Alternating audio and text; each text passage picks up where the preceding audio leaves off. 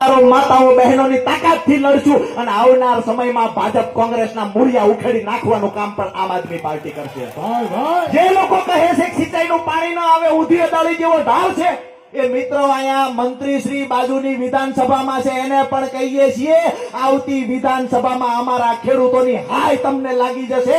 આવતી વિધાનસભામાં ખુરશી ખાલી કરવાની તૈયારી કરી રાખજો। તારાઈમાં ઢોકળવામાં સિંચાઈનું પાણી ન આવે, ચોટીલાના ઠાંગામાં સિંચાઈનું પાણી ન આવે, બોળીમાં સિંચાઈનું પાણી ન આવે, થાનગઢમાં સિંચાઈનું પાણી ન આવે, સાયલામાં ન આવે, એટલે અમારે ત્યાં ખેડૂતોને સિંચાઈનું પાણી આવવાનું થાય ત્યારે જ ઘા વાગે છે તમને। અહીંથી દ્વારકા સુધી પાણી જાય છે, કચ્છના રણ સુધી પાણી જાય છે, હળવદ ધાંગધ્રાની અંદર પાણી પહોંચ્યું। અમારા મૂળી થાન ચોટીલામાં પાણી કોણ અટકાવે છે?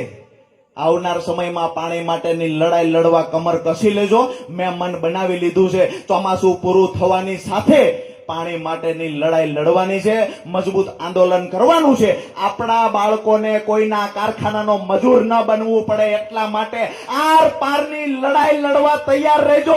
ઘરેથી ટિફિન લાવવું પડે તો લાવજો, રોડ પર ઉતરવું પડે તો ઉતરશું, અને જરૂર પડે તો જિલ્લા કલેક્ટરની કચેરીનો ઘેરાવ કરવો પડે તોય કરશું, અને પરિણામ નહીં મળે તો ગાંધીનગર દૂર નથી, અમારા જગતના બાપ ગાંધીનગરમાં પણ પ્રયાણ કરશે। મારી વાત